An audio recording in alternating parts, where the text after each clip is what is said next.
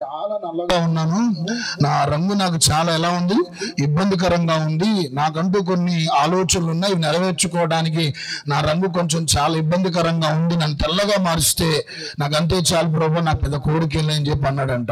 సరే, నీ కోరిక మేరకు ఆ వ్యక్తికి ఉన్నటువంటి ఆ నల్ల రంగును దేవుడు ఏ విధంగా చేశాడంటే మంచి తెల్లగా వచ్చేటట్టుగా దేవుడు ఆ వ్యక్తికి ఆ రంగును దేవుడు మార్చి తెలుపు రంగును ప్రభు అనుగ్రహించాడంట. ఇంకొక వ్యక్తి కూడా అలానే, నీకేం కోరిక ఉందంటే నాకు కూడా అదే కోరిక, కారణాన్ని బట్టి కొంచెం నాకు ఇబ్బందిగా ఉంది, దయచేసి నన్ను కూడా కొంచెం తెలుపులు వేస్తే నాకున్నటువంటి ఆలోచనలు నెరవేర్చుకుంటా అని చెప్పి అన్నప్పుడు ఆ వ్యక్తి కూడా ఏం చేశాడని ఆలోచన చేస్తే ఆ ప్రార్థన ప్రభువిని ఆ వ్యక్తికి సమాధానం ఇచ్చి నల్లగా ఉన్నటువంటి వ్యక్తిని తెల్లగా చేశాడు. మూడో వ్యక్తి కాడికి వచ్చి, నేను త్వరగా వెళ్ళాలి, నీకేం కోరుకుంది బాబు అని అంటే, నాకు పెద్ద కోరిక ఏం లేదు, కానీ ఇద్దరిని నల్లగా ఉన్నవారిని తెల్లగా చేసావు కదా, మరలా వారిని తెల్లగా ఉన్నవారిని ఏమన్నాడంటే నల్లగా చేయమని చెప్పినప్పుడు ప్రభువుకి ఆశ్చర్యం మనకెట్లా ఆశ్చర్యం అనిపించిందో ప్రభు వారికి కూడా ఆశ్చర్యం అనిపించి ఉండొచ్చు. కానీ గమనించండి, ఈ క్రిస్మస్ సందర్భంగా దేవుడి సన్నిధానంలో చెప్పే మాట ఏంటంటే, ఇలాంటి జనాలు ఉంటారా సమాజంలో అంటే ఉంటారు. ఎలాంటి ప్రజలు అని ఆలోచన చేస్తే వారి గురించి వారు చూసుకోరు, కానీ ఎక్కువగా ఎదుటవారు ఇబ్బంది పడుతుంటే, ఇతరులు నష్టపోతుంటే, ఇతరులు బాధపడుతుంటే చూస్తూ ఆనందించేటువంటి వారు ప్రస్తుత లోకములు అలాంటి దుర్బుద్ధి కలిగినటువంటి వారు ఉన్నారంటే ఖచ్చితంగా ఉన్నారంటానికి దాంట్లో ఏమాత్రం కూడా సందేహం లేదు. కానీ క్రిస్మస్ చేసినటువంటి గొప్ప కార్యం ఏంటంటే, ప్రభు ఈ లోకానికి ఆయన వచ్చింది ఎందుకని ఆలోచన చేస్తే మన ఆలోచనలు మన తలంపులు మార్చడమే కాకుండా మన అంతరంగంలో ఉన్నటువంటి కోరికలను సైతము కూడా మార్చగలిగినటువంటి దేవుడు మన దేవుడు. స్తోత్రాలు చెప్పండి ఒకసారి. కులాన్నో మతాన్నో దేవుడు ప్రేమికులరా ఈ లోకములో స్థాపించడానికో ప్రభు రాలేదు, కానీ మనిషి యొక్క అంతరంగములో ఉన్నటువంటి ఆలోచనలు తలంపులు మాత్రమే కాకుండా ఆఖరికి కోరికలు సైతము కూడా వ్యక్తిలో మార్పు తీసుకొని రాగలిగే అంత కార్యాలు ప్రభు యేసుక్రీస్తు వారి లోకానికి రావటం ద్వారా ప్రభు జరిగించాడు. ఎలా అని ఆలోచన చేస్తే బైబిల్లో చాలా ఉదాహరణలు ఉన్నాయి. ఒక ఉదాహరణ చెప్పి నేను ముందుకు వెళ్తాను. సిరియా దేశానికి ఒక సైన్యాధిపతి ఉండేవాడు. అతడి పేరు నయమాను. అతడు కుష్టి వ్యాధితో బాధపడుతూ ఉంటున్న క్రమంలో బయటికి చూడడానికి చాలా మంచిగా ఉన్నాడు, కానీ తనకు ఉన్నటువంటి ఆ కుష్టి వ్యాధిని బట్టి బాధపడుతూ ఉంటే అప్పుడే ఇశ్రాయేల్ దేశము నుంచి యుద్ధానికి వెళ్ళి చిన్నదాన్ని మరి తీసుకొని వచ్చి పలికి పెట్టుకున్నప్పుడు ఆ చిన్నదానికి ఉండేటువంటి ఆలోచన ఏముంటుందని ఆలోచన చేస్తే, నా తల్లిని కాకుండా నా తండ్రిని కాకుండా నా యొక్క స్వస్థలాన్ని నన్ను కాదని నాకున్నటువంటి నా భూభాగాన్ని వదిలిపెట్టిన విధంగా ఈ సైన్యాధిపతి తీసుకొని వచ్చాడు అని చెప్పి తను ఉండాల్సినటువంటి కోరిక ఏంటని ఆలోచన చేస్తే ఇతను నష్టపోవటం, ఒకవేళ ఆ స్త్రీ ఆ చిన్నది కోరుకొని ఉండొచ్చు, లేకుంటే ఇతడు బాగుపడకూడదని కోరుకొని ఉండొచ్చు, లేకుంటే ఎందుకంటే ఒక వ్యక్తి మనకు నష్టం చేస్తే మరలా మనకు ఆ వ్యక్తికి నష్టమే జరగాలని కోరుకుంటాం, కానీ మేలైతే జరగాలని కోరుకుంటాం. ఇప్పుడు ఆమెకున్నటువంటి ఆలోచన ఏమని ఆలోచన చేస్తే, నా యజమానుడు ఆ షోమ్రోనులో ఉన్నటువంటి దైవజనుడైనటువంటి ఎలీషా దగ్గరికి వెళ్తే ఈయనకున్నటువంటి వ్యాధి ఏమైందని నయమైందని, అక్కడికి వెళ్తే బాగుండు, అక్కడికి వెళ్తే నా యజమానుడు స్వస్థపరచబడతాడన్నటువంటి ఆలోచన ఈమెకున్నటువంటి కోరికను వ్యక్తపరిచినట్లుగా బైబిల్లో సెలవిస్తా ఉంది. గమనించండి, క్రీస్తుని ఎరిగిన వారికి క్రీస్తుని ఎరగని వారికి ఉండేటువంటి తేడా ఏంటని ఆలోచన చేస్తే, ఇదే సిరియా దేశంలో కొన్ని శతాబ్దాల తర్వాత ఫరో యొక్క కుమార్తె హెరోదు యొక్క కుమార్తె చక్కగా నాట్యం చేస్తూ మంత్రముద్దులు చేసినప్పుడు అక్కడికి వచ్చినటువంటి వారందరినీ కూడా మైమరిపించేలా చక్కగా నాట్యం చేసినప్పుడు హెరోదు రాజు ఏమంటాడని తన కుమార్తెతో, అమ్మ రాజ్యంలో సగభాగం నీకు ఇవ్వాలంటే ఆమె కోరుకున్న కోరిక మనం ఆలోచన చేస్తే, నాకేమొద్దు కానీ ఇగో బాప్తిస్మా ఇచ్చి యోహాని యొక్క ఏంటంటే తలను నాకు ఇమ్మని ఆమె అడిగినట్లుగా మనం చూస్తూ ఉన్నాం.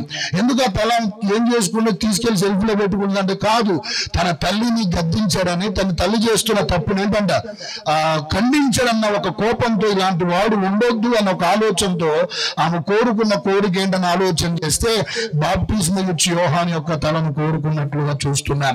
చూడండి, దేవుణ్ణి ఎరిగినటువంటి వారి యొక్క ఆలోచన విధానం అట్టుంది. దేవుణ్ణి ఎరగనటువంటి వారి యొక్క ఆలోచన ఎలా ఉందంటే, నా యజమానుడు నయమవ్వాలి అని ఎవరికి ఉంది కోరిక? ఇశ్రాయేలు చిన్నదానికి ఉంది.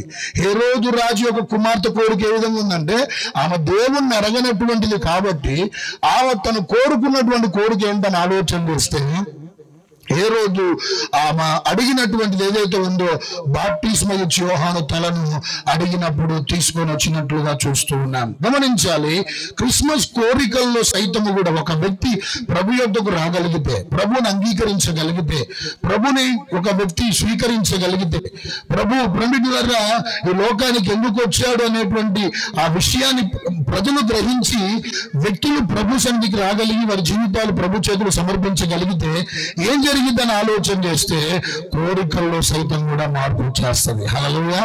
ఆలోచనలో మార్పు వస్తుంది, తలంపుల్లో మార్పు వస్తుంది, నడవడికలో మార్పు వస్తుంది. ప్రతి విధమైనటువంటి ఆలోచన విధానాల్లో మార్పును తీసుకొని రాగలిగేటువంటి కార్యం కేవలం ప్రభు యేసుక్రీస్తు వారు మాత్రమే.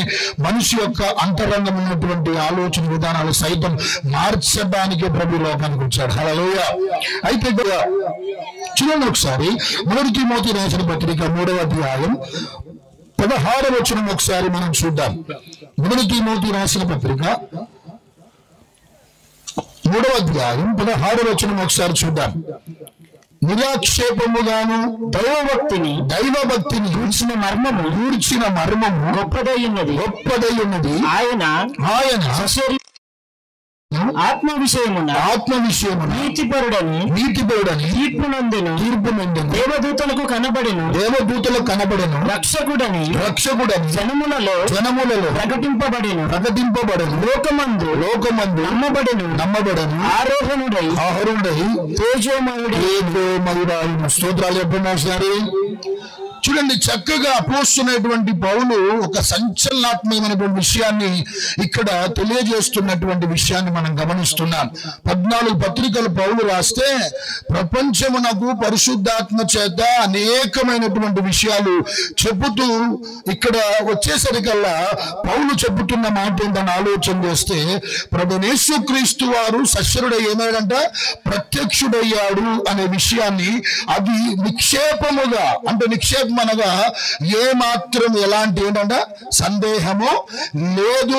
దైవ కుమారుడు లేకుంటే దైవ భక్తిని గూర్చిన మర్మము గొప్పదనియు, ఆయన సస్యుడుగా ప్రత్యక్షమాయననియు, ఆత్మ విషయమై నీతిపరుడని తీర్చబడిననియు, దేవదూతలకు కనబడిన రక్షకుడని జలములలో ప్రకటింపబడిననియు లోకము నమ్మబడెను. హల్లెలూయా. గమనించండి, ఎంత మంచి మాట. పౌలు చక్కగా యేసు ప్రభువు వారి గురించి నిక్షేపముగా, అంటే ఏమాత్రం కూడా సందేహము లేదు. యేసు ప్రభు వారు ఈ భూమి మీదకి రాలేదు అని అనడానికి ఎవరు కూడా ప్రేమికులారా చెప్పలేరు. ఎందుకంటే యేసు ప్రభు వారు ఈ లోకానికి వచ్చాడు, ప్రజల మధ్యలో ఉన్నాడు, సంచరించాడు అని అనడానికి వాక్యం కళాఖండిగా చెబుతున్నటువంటి మాట ఏంటంటే, ప్రభు యేసుక్రీస్తు వారు ప్రత్యక్షుడయ్యాడు సస్యుడుగా అనేటువంటి మాట, అది నిక్షేపముగా, అంటే ఏమాత్రం సందేహము లేదు అని అర్థం. గమనించండి, ఈరోజు క్రీస్తు శకం క్రీస్తు పూర్వం అనేటువంటి మాటలు ఈరోజు కనపడుతున్నాయని ఆలోచన చేస్తే యేసు ప్రభువు వారు ఉన్నారు భూమి మీద అనడానికి అంతకంటే గొప్ప నిదర్శనం మరొకటి లేదు. హల్లెలూయా. అయితే గమనించండి, ఎంత నిక్షేపముగా పౌలు యేసు ప్రభువు వారు ప్రత్యక్షమయ్యారనే విషయాన్ని చెబుతూ అంటున్నటువంటి మాట ఏంటంటే, కొన్ని నేను చెబుతూ ఉంటే అవి నిజంగా వాస్తవాలా అవాస్తవాలా, ఒకవేళ మీరు నన్ను అడిగితే నేను చెప్తూ ఉంటాను, మీరు నాకు అది వాస్తవా చెప్పండి. ఒకసారి, సూర్యుడు తూర్పున ఉదయిస్తాడు అన్నది వాస్తవా కదా? వాస్తవం కదండి, ఖచ్చితంగా వాస్తవమే. మన యొక్క భారతదేశానికి క్యాపిటల్ సిటీ ఏంటని ఆలోచన చేస్తే నేను ఢిల్లీ అంటది, వాస్తవా కదా? వాస్తవమే. 2x2 4 అంటది, వాస్తవా కదా? వాస్తవం. దీన్ని ఎవరు కూడా తప్పంటానికి వీల్లేదు. ఇది నిజమని మనందరికీ ఏ విధంగా అయితే తెలుసో అలానే యేసు ప్రభు వారు కూడా ఎలాంటి నిక్షేపం లేదు. ఆయన ఖచ్చితంగా ప్రభు యేసుక్రీస్తు వారు సస్యుడు ఈ లోకానికి ప్రేమికులా రావటం జరిగింది. గమనించండి, ఒక పుట్టినటువంటి బిడ్డ చేతులు ముడుచుకొని బయటకు వస్తుంది. ఈ చేతులు ముడుచుకొని బయటకు వచ్చినప్పుడు ఆ చేతిలో ఏదైనా ఉంటాయో అనుకుంటాం, కానీ గమనించండి, ఒక వ్యక్తి చేతి ఇలా పిరిగడ పట్టుకొని వచ్చాడు అంటే మనకందరికీ కలిగేటువంటి ఆలోచన దీంట్లో ఈ చేతులు ఏదో ఒకటి ఉందనుకుంటాం. వారు కూడా పుట్టినప్పుడు పిరమిడ్లారే బిడ్డలు బయటకు వచ్చినప్పుడు ఇలా చేతులు ముడుచుకొని బయటకు వస్తారు.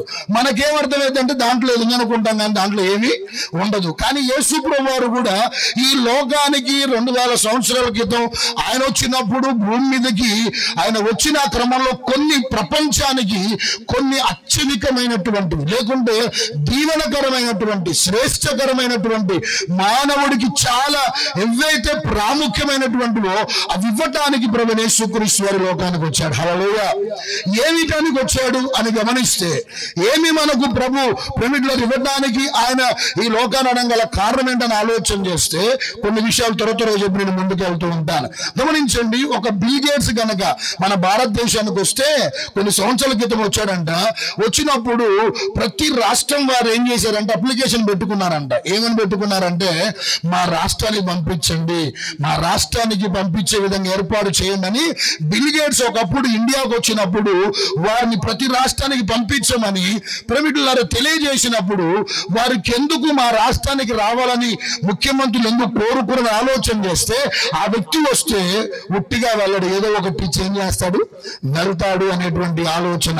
ఒక సందర్భంలో బిల్ గేట్స్ ఈ భారతదేశానికి వచ్చినప్పుడు పిరమిడ్లారా ఎక్కువగా నిరుపేదలను మరియు ఇంకా చెప్పాలంటే అనాథ పిల్లలను మరియు చిన్నతనమే ఎయిడ్స్ వ్యాధి చేత బాధపడుతున్నటువంటి ఆ చెంటి బిడ్డలను చూచి తన గుండె తరక్కపోయి 200 కోట్లు ఉన్న పలంగా అప్పటికప్పుడు శాంక్షన్ చేసి ఇచ్చి వెళ్ళిపోయినట్లుగా మన భారతదేశ చరిత్రలో పిరమిడ్లారా బిల్ గేట్స్ గురించి తెలియజేయబడతా ఉంది. అంటే ఆ వ్యక్తి వచ్చినప్పుడు ఏదో ఒకటి ఉట్టిగేత వెళ్ళడు, ఇస్తే గొప్పగానే ఏం చేస్తాడు, ఇచ్చి వెళ్తాడు అన్నటువంటి ఒక ఆలోచనతో బిల్ గేట్స్ పిరమిడ్లారా మా రాష్ట్రానికి రమ్మని ముఖ్యమంత్రులు చాలా మంది ఒకప్పుడు వచ్చినప్పుడు వేడుకున్నారు. హల్లెలూయా.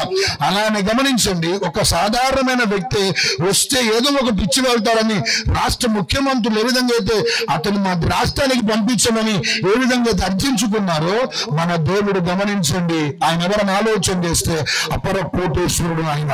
ఇంకా చెప్పాలంటే సంపదలు కానీ ఆయన ఈ లోకానికి గనక వచ్చాడు అంటే సర్వ మానవాళ్ళందరికీ ఏదో ఒకటి ఇచ్చి వెళ్ళాడు. అదేంటో మనం అందరం ఈ రోజు వినబోతున్నాం. త్వరగా విని ప్రభు చేత మనం అందరం దీవించబడబోతున్నాం. హల్లెలూయా.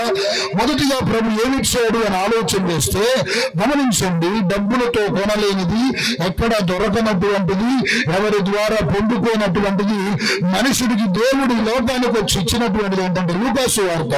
త్వరగా చెప్పి ముందుకు వెళ్తాను. లూకాసు వార్త 2వ అధ్యాయం 10వ వచనం ఒకసారి మనం చూద్దాం. లూకాసు వార్త 10వ అధ్యాయం 10వ వచనం. అయితే ఆ దూత భయపడకుడి, ఇదిగో ప్రజలందరికీ కలగబోవు మహా సంతోషకరమైన సువర్తమానము నేను మీకు తెలియజేయుచున్నాను. నేడు రక్షకుడు మీ కొరకు పుట్టి ఉన్నాడు. ఏమిచ్చాడు మనిషికి ఈ లోకానికి వచ్చి అని ఆలోచన చేస్తే మహా ఆనందాన్ని ప్రభు దయచేశాడంట. చెప్పండి, విచారండి, సర్వమానవులందరికీ మహా ఆనందాన్ని మనుషులకు పిరమిడ్లారా ప్రభు వచ్చి ఇచ్చినటువంటిది ఏంటంటే మహా ఆనందం, నిజమైనటువంటి ఆనందం. ఇంకా నక్షత్రమును పిరమిడ్లారా చూచి ఆ జ్ఞానులు యేసు ప్రభు వారు ఉన్న చోటుకు వచ్చినప్పుడు అంటండి వారు చూచి ఎలా వెళ్ళారని ఆలోచన చేస్తే అత్యానంద భరితులై వెళ్ళారని వాక్యము సెలవిస్తుంది. ఇంకా గొర్రెలు కూడా అత్యానందముతో తిరిగి వెళ్ళినట్లుగా మనం చూస్తున్నాం. అంటే యేసు ప్రభువు వారు మనిషికి ప్రత్యక్షమైనప్పుడు మనుషులు కలిగింది ఏంటని ఆలోచన చేస్తే వారు మహా ఆనందాన్ని అనుభవిస్తున్నారు, ఇంకా అత్యానందాన్ని అనుభవిస్తున్నారు. ఆనందభరితులైనటువంటి పరిస్థితులు యేసు ప్రభు వారి లోకానికి వచ్చినప్పుడు ప్రజలు వారి జీవితాల్లో పొందుకున్నటువంటి అనుభవాలు మనం చూస్తున్నాం. అంటే వాక్యం చెప్పకనే చెబుతుంది ఏంటి అని ఆలోచన చేస్తే, దేవుడు ప్రేమికులారా లోకానికి ఎందుకు వచ్చాడంటే, లోకం ఆనందం ఇవ్వట్లేదా అంటే ఆనందం ఇస్తుంది, సంతోషం ఇవ్వట్లేదు ఇస్తుంది, కానీ యేసు ప్రభు ఇచ్చేటువంటి ఆనందం కంటే ఆ ఆనందం ఏమాత్రం సరైంది కాదు. స్తోత్రాలు ఎప్పుడున్నావు సరే.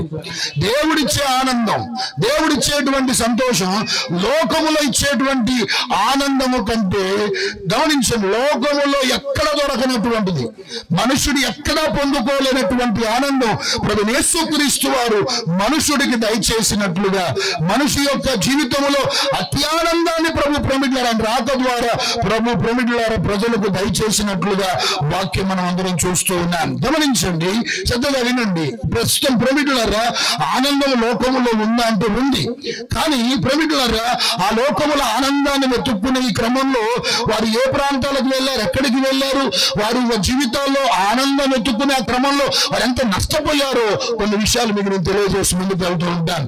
ఈ లోకములో ధనం ఉంటే చాలా మంది అనుకుంటున్నారు, నాకు అదే ఏంటంటే ఆనందం అనుకుంటున్నారు. ధనం ఉంటే చాలు, ఏముంటే చాలు, ధనం ఉంటే చాలు, ధనం సంపాదిస్తే చాలు, ధనం విస్తారముగా సమకూర్చుకుంటే చాలు, ఆ ధనం నాకేమీ ఇస్తుందంటే ఆనందం ఇస్తుంది అన్నటువంటి ఆలోచన చాలా మంది కలిగి ఈ రోజు ప్రేమికులారా 24 గంటల్లో అత్యధిక కష్టపడి తెల్లవారుజామున 5 గంటలకు లేచి మరలా నైట్ ఎప్పుడో అర్థమవుతున్న పని విస్తృతంగా చేస్తూ ధనాన్ని సంపాదించడమే, ధనాన్ని కూడబెట్టడమే, దాని ద్వారానే మనిషికి ఏమొస్తుంది అనుకున్నాడు, సంతోషం వచ్చింది అనుకొని ఆ ధన వ్యామోహములు లేకుంటే ఆ ధనము సంపాదించేటువంటి ఆ విధానములో మనుషుడు తనమునకలు అవుతున్నట్టుగా మనం ప్రేమికులారా చూస్తూ ఉన్నాం. కానీ గమనించండి, ఒక విషయాన్ని నేను చెప్తాను, ధనం మనిషికి ఎప్పుడు ఏమిదంటండి సంతోషాన్ని ఇవ్వదు. స్తోత్రాలు చెప్పండి. ఎందుకంటే ధనం ప్రేమికులారా సంతోషాన్ని ఎందుకు ఇవ్వదంటే, ఒకటి ధనం ఉండొద్దంటే ఉండాలి. ధనం భౌతికంగా మనకు మన అవసరాలు తీర్చుకోవాలన్నా, మన కొరతలు తీర్చుకోవాలన్నా, మనం పోషించబడాలన్నా, మన వస్త్రాలు ఒకవేళ కొనుక్కోవాలన్నా ధనం అవసరమే, కానీ వాక్యం సెలవిస్తున్న ధనాపేక్ష ఉండకూడదంట. ఏముండకూడదంట? ధనం మీద వ్యామోహం ఉండకూడదంట. ధనం మీద ధనాపేక్ష ప్రేమికులు అది ఎంత భయంకరమైనటువంటి వ్యక్తిని దారికి ప్రేమికులు తీసుకువెళ్తుందంటే, ధనము సమస్త కీడునకు ఏంటంట మూలము అని వాక్యం ప్రేమికులారా సెలవిస్తా ఉంది. ఈ లోకములో ప్రేమికులారా చాలా మంది ధనవంతులు ఉన్నారు, లేరని కాదు, కానీ ఆ ధనం నిజంగా సంతోషాన్ని ఒక వ్యక్తికి ఇస్తుందా లేదా అని ఒక్కసారి మనం గమనిస్తే ప్రేమికులారా చాలా మంది ఉన్నారు. తూకిగా త్వర చెప్పి నేను ముందుకు వెళ్తూ ఉంటాను, దాన్ని వెతుక్కుంటూ దాంట్లో సంతోషం ఉందని చాలా మంది ప్రేమికులారా నష్టపోయినటువంటి వారు లేకపోలే. బైబిల్లో ప్రేమికులారా చాలా మంది ఉన్నారు. చరిత్రలో కొన్ని విషయాలు నేను చెప్తా వినండి. రాక్ ఫెల్లర్ అనేటువంటి ఒక వ్యక్తి ఆ ప్రపంచంలో ప్రేమికులారా అతనుకున్నంత ఆస్తి మరొకరికి ఎవరికి లేదు.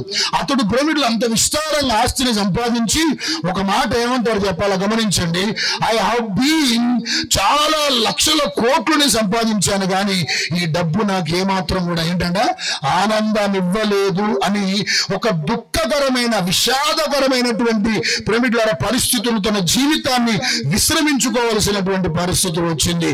గమనించండి, ధనముతో ఏదైనా కొనగలుగుతాం, ధనముతో ఎక్కడికైనా వెళ్ళగలుగుతాం, ధనముతో ప్రేమికులారా ఏ పనైనా చేయించుకోగలుగుతాం, కానీ ధనముతో పరలోకాన్ని కొనలేం, ధనముతో సంతోషాన్ని ఏం చేయలేమంట కొనలేము. కాబట్టి ఆ ధనం ఇవ్వలేనటువంటి మహానందమును ప్రభు యేసుక్రీస్తు వారి మనుషులకు ఇవ్వడానికి ప్రభు లోకానికి వచ్చాడు. హల్లెలూయా. కొంతమంది చదువుంటే ఏంటంట, చదువుంటే చాలా అది మాకు సంతోషం అనుకుంటారు. విపరీతంగా చదివేటువంటి వాళ్ళు ఉన్నారు.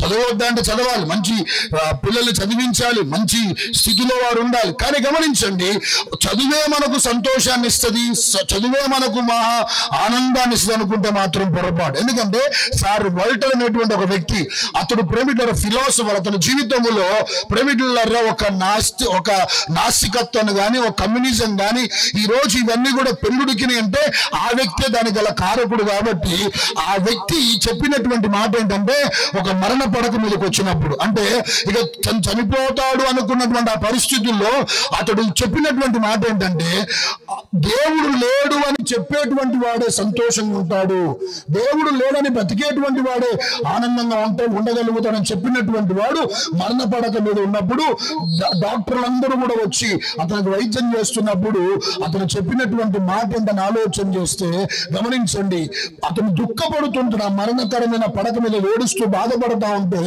ఆ వ్యక్తి చెప్పినటువంటి మాట ఏంటంటే, మీరు ఎందుకు ఏడుస్తున్నారు సార్, అసలుకైనా దేవుడే లేడు అని నువ్వు చెప్పేటువంటి వాళ్ళే నిజంగా ఆనందంగా ఉంటారని చెప్పి అన్నావు కదా, నువ్వు ఎందుకు ఏడుస్తున్నావు అది అని అంటే, నేను చనిపోయినాక ఎక్కడికి వెళ్తాను నాకు తెలియదు, ఎక్కడికి వెళ్తానన్న ఒక ఆలోచనతో నాకు భయం అనిపించి ఏడుస్తున్నానని చెప్పి అన్నాడంట. అప్పుడు ఆ డాక్టర్ వైపు తేడి చూసి చెప్పిన మాట ఏంటంటే, నా ఆస్తి మొత్తం ఇస్తాను మీకు, ఒక 6 నెలలు నా ఆయుష్ను పొడిగించమని చెప్పి అన్నప్పుడు డాక్టర్లు ఇచ్చిన మాట ఏం చెప్పాలా, డాక్టర్లు చెప్పిన సమాధానం ఏంటంటే, గమనించండి, మేము కేవలం ట్రీట్మెంట్ చేయగలుగుతాము కానీ ఆయుష్ను ఇచ్చేది మాత్రం ఎవరంట, దేవుడే అని చెప్పి అన్నారంట. హల్లెలూయా. అంటే గమనించండి, చదువు కూడా ఏంటంట మనిషికి ఏమిదంటండి, సమాధానం సంతోషం ఉండదు. ఇంకొక మందికి ఫేమ్ ఉండాలి, ఫేమ్ ఉంటే సంతోషం, అది ఉంటే పేరు ప్రఖ్యాతులు ఉంటే, గౌరవ ప్రతిష్ఠితులు ఉంటే, ఫ్యాన్ ఫాలోయింగ్ ఉంటే, ఇంకా డెడ్లీ ఫ్యాన్స్ ఉంటారు ఒక మంది, అంటే అవసరమైతే ప్రాణాన్నైనా ఏంటంట ఇచ్చేటువంటి వాళ్ళు ఒక మంది ఉంటారు. ఆ పేరు ప్రఖ్యాతులైనటువంటి ప్రమిటుల ప్రజలు అది ఉంటే చాలు సంతోషంగా బతకొచ్చు అని అనుకుంటారు. మీ అందరూ తెలుసు మైకేల్ జాన్సన్, అందరూ తెలుసు అండి, అందరికీ తెలుసు. ఆ వ్యక్తి స్టేజ్ మీదకి వచ్చి ఒక పాట పాడిన, డాన్స్ చేసిన అందరూ ప్రమిటుల మూర్చిని పడిపోతూ ఉండేవాళ్ళంట.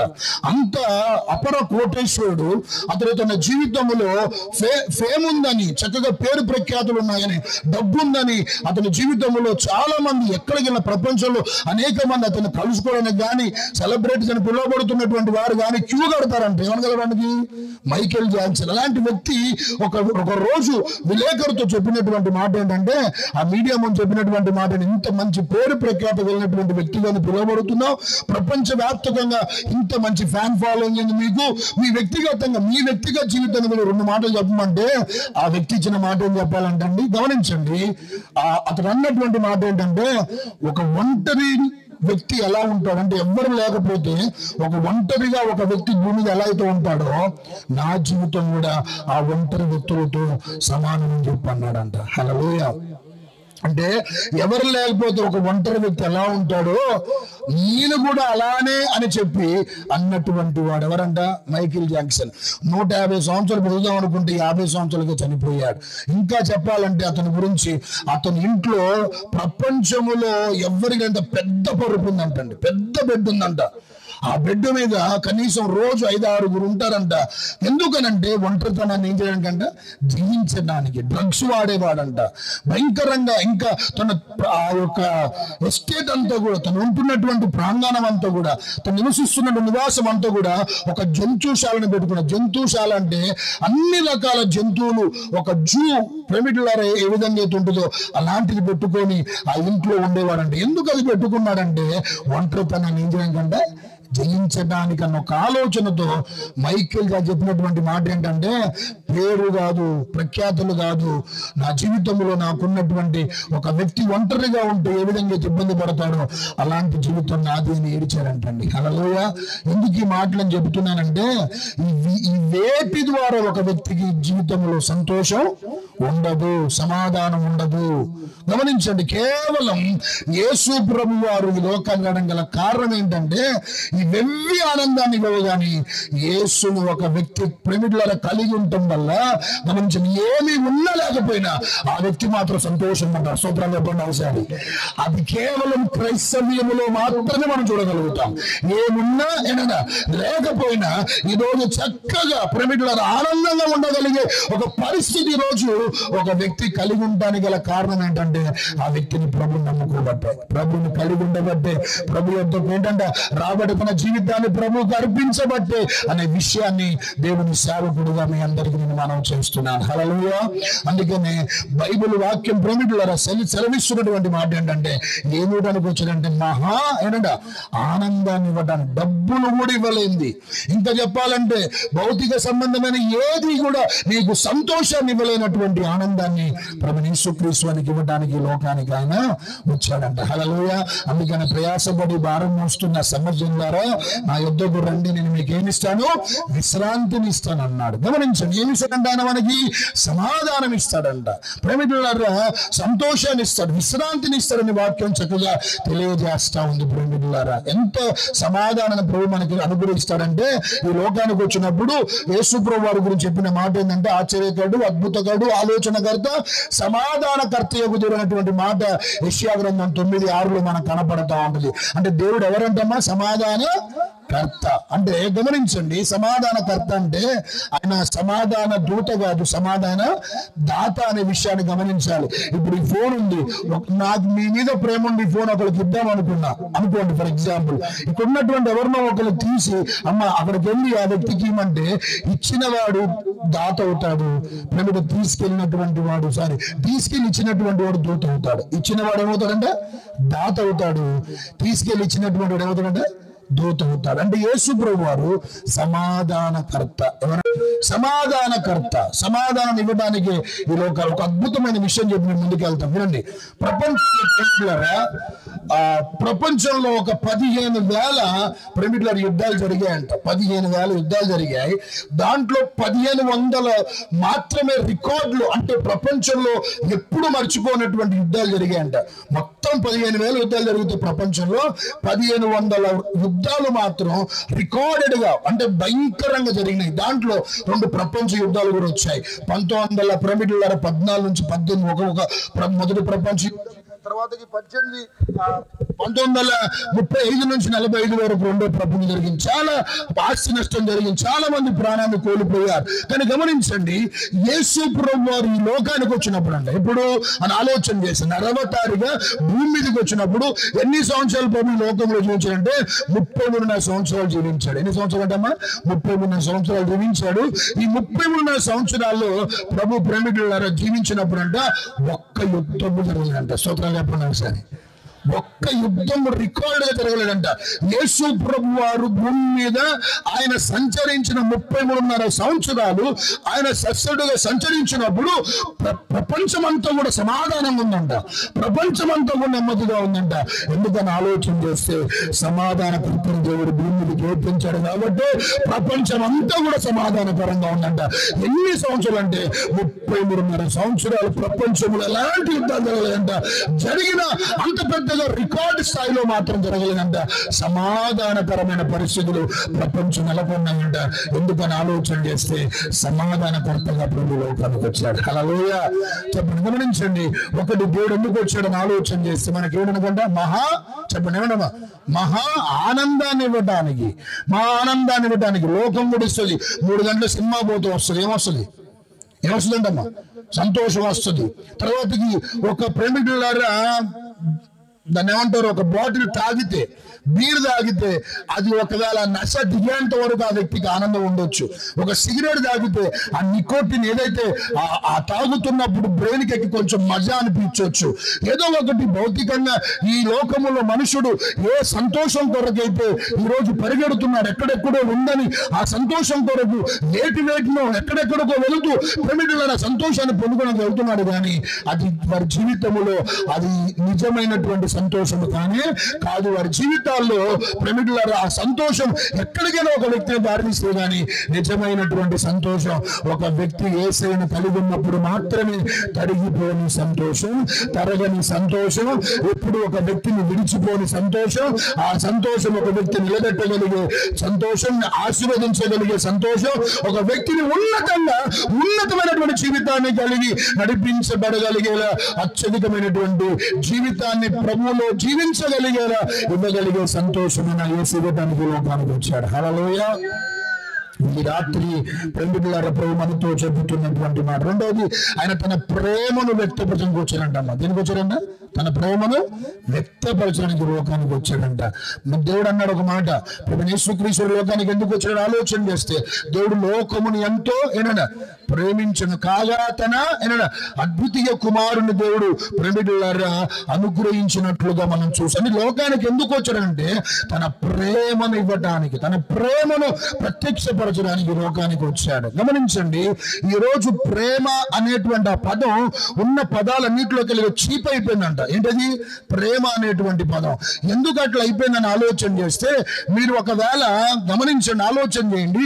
ఒక ఐదో ప్రేమికులారా 5 సంవత్సరాల పాప అప్పుడే యూకేజీకి ఎల్కేజీకి వెళ్తా ఉంది. ప్రేమికులారా ఒక ఇంటి పక్క ఉన్నటువంటి ఒక 7 సంవత్సరాల అబ్బాయికి లవ్ లెటర్ రాసి ఇచ్చిందంటండి. అది తల్లి గమనించి చూచి చెప్పినటువంటి మాట ఏంటంటే, నా కుమార్తె ఏమిస్తుందా అని చెప్పి ఆ తల్లి వెళ్ళి చూస్తే ఆ కుమార్తె తీసుకొని వెళ్ళి ఏమిస్తుంది చెప్పాలంట, 7 సంవత్సరాల అబ్బాయికి లవ్ లెటర్ ఇస్తా ఉందంట. ఎందుకు? ఆ వయసులో ఆలోచన ఎందుకు వచ్చిందని ఆలోచన చేస్తే, సినిమాలు చూడటం వల్ల, సీరియల్ చూడటం వల్ల, చిన్నతనం నుంచే చూడకూడనటువంటివన్నీ ఏంటంటే ప్రేమికులారా చూపించడం వల్ల ఈ రోజు ప్రేమికులారా ఎంత చీప్ అయిపోయింది ఆ ప్రేమ అని ఆలోచన చేస్తే, ఈరోజు యవనస్తులు కూడా పక్కత్రోవ బట్టి ప్రేమికులారా వారి జీవితాలు అర్ధాంతరంగా మధ్యలోనే ప్రేమికులారా విరమించుకునేటువంటి పరిస్థితి ఈ రోజు యవనస్తులు ప్రాముఖ్యంగా వారి జీవితాలు ఇలాంటి అనుభవాలు ఎందుకు కలుగుతున్నాయని ఆలోచన చేస్తే, గమనించండి ప్రేమికులారా, ఒక యవనస్తుడు అంటాడు వాళ్ళ తల్లిదండ్రులు వచ్చి, అయ్యా ఇంట్లో అసలు ఏమాత్రం మాతో మాట్లాడట్లేదు, సరే గణందినట్లేదు, కొంచెం మీరు చెప్పండి అదేనంటే, ఆ వ్యక్తిని కూర్చోబెట్టి చెప్తే, అయ్యగారు నాకు 14 సంవత్సరాల వయసు ఒక అమ్మాయిని ప్రేమించాను, లవ్ ఫెయిల్యూర్ అని చెప్పానంట.